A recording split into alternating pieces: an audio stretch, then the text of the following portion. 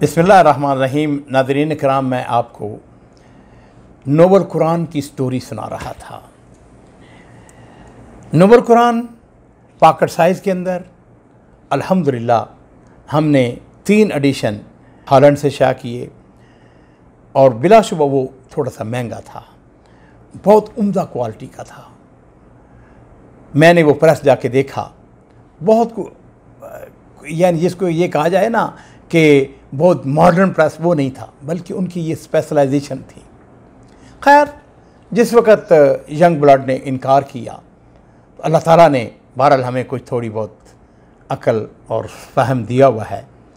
जिस वक़्त वो मुझे उनकी फैक्स मौसूल हुई तो मैंने उसको पढ़ा। मैं कहा अच्छा कोई बात नहीं।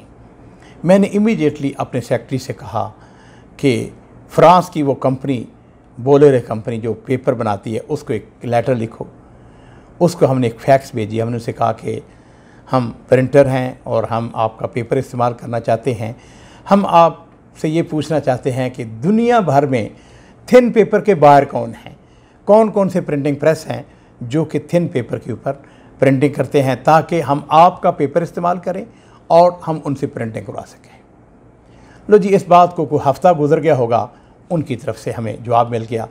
उन्होंने लिखा कि हमारा जो पेपर है ये अमेरिका में जाता है, हॉलैंड के अंदर जाता है, इटली के अंदर जाता है, जी कोरिया के अंदर जाता है, ये फ़लाँ फ़लाँ प्रिंटिंग प्रेस हैं, ये उनके टेलीफोन नंबर हैं, ये उनके फैक्स नंबर हैं।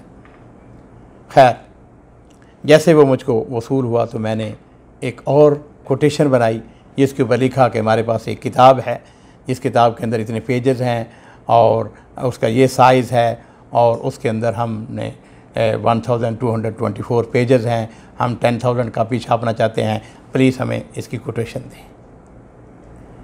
नाज़रीन इकराम, कोई हफ़्ता गुज़रा होगा, मुख्तलिफ़ इदारों ने हमें वो प्राइसेस या हमें अप्रोच करना शुरू कर दिया जिनको मैंने फैक्स भेजी थी। सबसे पहले इटालियन ने हमें जवाब दिया। खैर, मैंने जिस वक़्त मुकारना किया तो मुझे इटालियन का जवाब ज़्यादा मुअस्सर निकला। मैंने उनको टेलीफ़ोन किया तो उन्होंने बड़ा अच्छा जवाब दिया। मैंने उनसे कहा कि मैं आपकी प्रिंटिंग फैसिलिटी देखना चाहता हूँ। उनका मोस्ट वेलकम। उस ज़माने में कोई वीज़ा लेना कोई इतना मुश्किल नहीं था। खैर, उन्होंने इनविटेशन लेटर भिजवा दिया। 1 दिन के अंदर या 2 दिन के अंदर वीज़ा लग गया और मैं इटली पहुँच गया। इटली के अंदर ये जो प्रिंटिंग प्रेस जिसकी हम बात करेंगे, ये प्रिंटिंग प्रेस उस वक़्त यूरोप का सेकंड बिगेस्ट प्रिंटिंग प्रेस था। उस वक़्त वो तरक्की के मराहिल तय कर रहा था।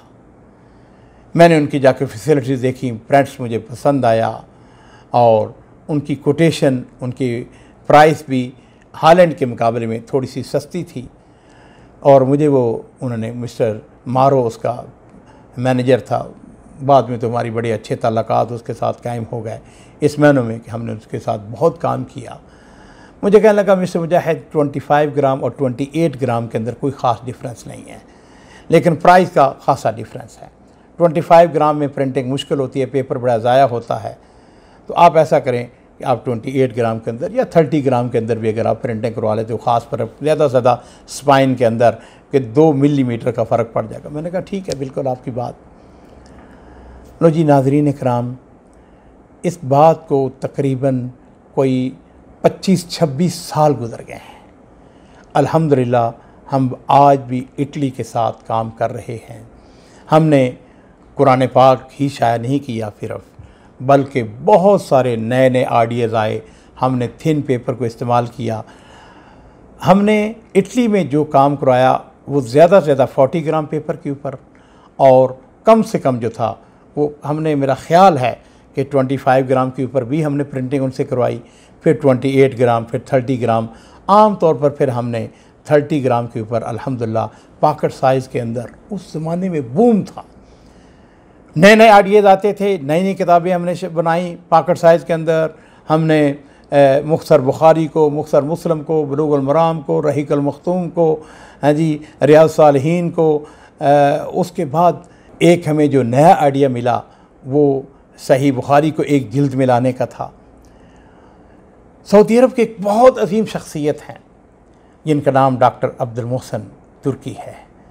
ये राब्ता आलम इस्लामी के बड़ी मुद्दत तक अमीन अल आम रहे हैं, वज़ीर औकाफ़ भी रहे हैं, और उससे पहले ये जामिअतुल इमाम उसके वाइस चांसलर भी थे, मदीरुल जामिया थे। मेरी खुशकिस्मती है कि वो मेरे साथ बड़ी मोहब्बत करते थे। मैं कभी कभार उनके मजलिस में जाया करता था। एक दिन मैं उनकी मजलिस में बैठा हुआ था तो मुझे कहने लगे कि ऐसे ही गुफ्तगू के दौरान आम उन्होंने बात कही, कहने लगे मुझे बड़ा ताज्जुब है कि हमारी सबसे जो कुरान पाक के बाद जो अहम किताब है वो सही बुखारी है, और वो 4 जिल्दों के अंदर है या 6 जिल्दों के अंदर है, और उसको उठाना भी बड़ा मुश्किल है, उससे इस्तिफ़ादा करना भी। तो काश कोई नाशर ऐसा हो जो उसको 1 जिल्द के अंदर शाया करे। नाज़रीन इकराम, मैं वहाँ पे बैठा उनकी गुफ्तगू सुन रहा था। जब उनके घर से बाहर निकला तो मैंने कहा अब्दुल मालिक, ये काम तो तुम बड़े आसानी से कर सकते हो। मेरे ब्लड के अंदर मेरे वालिद साहब कैलीग्राफर थे, ख़त्तात थे, मेरे दादा ख़त्तात थे, मेरे परदादा ख़त्तात थे, मेरे परदादा के वालिद, उनके वालिद, ये सारा एक जनरेशन है जो अल्हम्दुलिल्लाह गुज़श्ता 200-250 साल से हमारे ख़ानदान के अंदर ये कैलीग्राफ़ी, ये ख़त्तात, जिनको उस ज़माने में कातब कहा जाता था। मुझे प्राउड है कि मैं उस ख़ानदान से ताल्लुक़ रखता हूँ। एक छोटे से गाँव में पैदा हुआ कैलेवाला के अंदर, अल्हम्दुलिल्लाह। लेकिन मेरी खुशकिस्मती है कि मुझे क़ुव्वत मुशाहदा अल्लाह ताला ने आम आदमियों के मुकाबले में शायद अल्लाह के अपने फजल करम से ज़्यादा दी हुई है। और मुझे आइडिया बनाने में it takes really some time minutes और सम टाइम आवर्स। जब अपने घर में आया, दफ्तर में गया, तो मैंने जाके लेआउट बनाना शुरू किया, और मैंने वो बुखारी शरीफ का नुस्खा जो 4 जिल्दों में या 6 जिल्दों में था उसको मैंने सामने रखा, और मैंने कहा अब्दुल मालिक, ये तो बड़ा इजीली तुम अल्हम्दुलिल्लाह इस काम को कर सकते हो। बैरूत तो ऐसा था कि मेरे लिए एक दूसरा घर था, जब जी चाहता था। वीज़ा तो 1 दिन के अंदर वो वीज़े सफारत खाने वाले सब मुझे जानते थे, पहचानते थे। वो एक फ़ार्म फिल करना होता था, 10-11 बजे हम जाते तो वो आम तौर पर हमें कहते कि यहीं बैठें, कोई 2 घंटे के बाद वो वीज़ा लगा कर पासपोर्ट हमारे वाले कर देते, या बाद में तो ताल्लुकात इतने अच्छे बन गए थे, मैं ड्राइवर अपना भिजवा देता था और वही वीज़ा लगवा के ले आता था। ज़्यादा से ज़्यादा कभी कभार ऐसा होता, अगर लेट हो जाता वीज़ा जमा करवाने में तो 1 दिन जमा करवाते, अगले दिन वीज़ा मिल जाता। ये चीज़ें बड़ी आसान थी हमारे लिए। बैरूत से हमने उसको लेआउट करवाया, उसका काम, उसकी प्रूफ रीडिंग, और अजीज़ो एक दिन वो आता है जब बुखारी शरीफ 1 जिल्द के अंदर बड़े शान व शौकत के साथ इटली से शाया होती है। ये बड़ी खूबसूरत स्टोरी है। इंशाअल्लाह डॉक्टर मोहसिन साहब की बातें, नोबल कुरान की बातें और नोबल कुरान का मुख्तलिफ़ ज़बानों के अंदर तराजम, इस हवाले से बातें होती रहेंगी। व आखिर दावाना अनिल हम्दुलिल्लाहि रब्बिल आलमीन।